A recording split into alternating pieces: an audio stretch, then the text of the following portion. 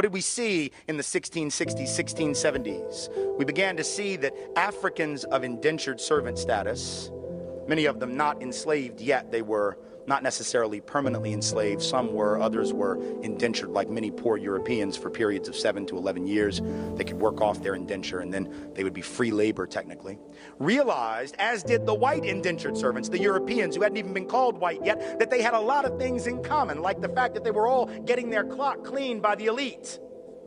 And so they would get together more than our history books taught us, to foment rebellion against the elite, to try to get a better deal for themselves on the basis of economic necessity and economic justice.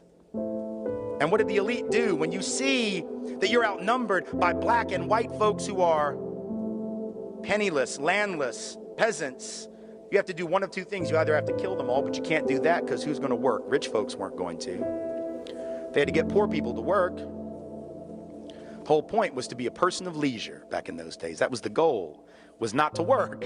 So you couldn't kill them all. You didn't want to kill them all. You had to do the work yourself. You had to build your own levee, build your own house. No. Pick your own tobacco, harvest your own cotton. No, we're not going to do any of that.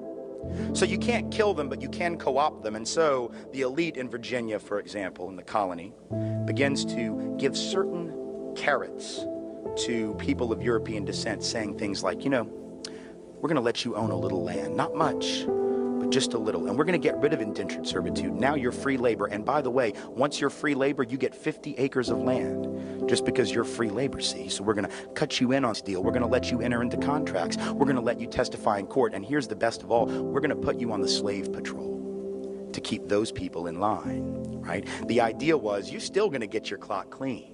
We still don't like you.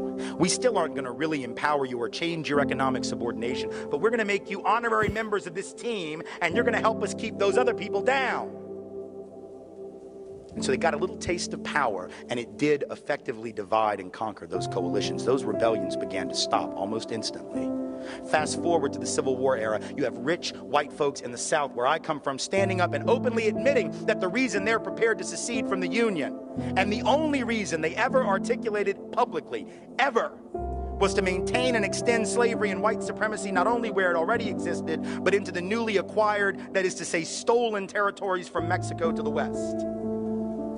That was what they said. Now we lie about it. We say it wasn't about slavery, that it was about states' rights. Yes, the right of the states to keep and maintain slaves, exactly. But back then they had no shame, so they didn't try and cover it up. They openly said it, but once again, the rich didn't want to go do the work. Are you kidding? No, they're going to get poor people to go fight for them.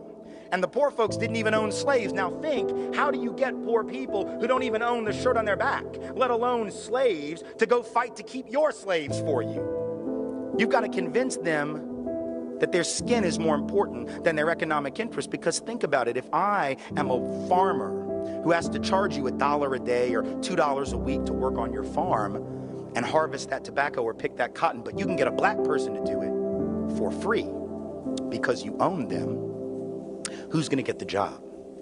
Not me. In other words, slavery actually undermined the wages and the wage base, the economic floor of the typical white working class or low-income person. But they were told, if these people are freed, they're going to take your job. No, fool, they got your job. That's the point. And so at some level, again, working class white people being harmed by white privilege, relatively being advantaged, right? Being given a leg up, being given a membership to the club, but in absolute terms being kept economically subordinated by the very thing that gave them a sense of superiority. How's that for irony? Then in the present era, this hasn't stopped. This is not ancient history. Now we have people running around insisting that we should close the border with Mexico because if we don't, the wages of working class people will continue to fall. The implication being that the only reason workers are paid like crap in this country is because the border...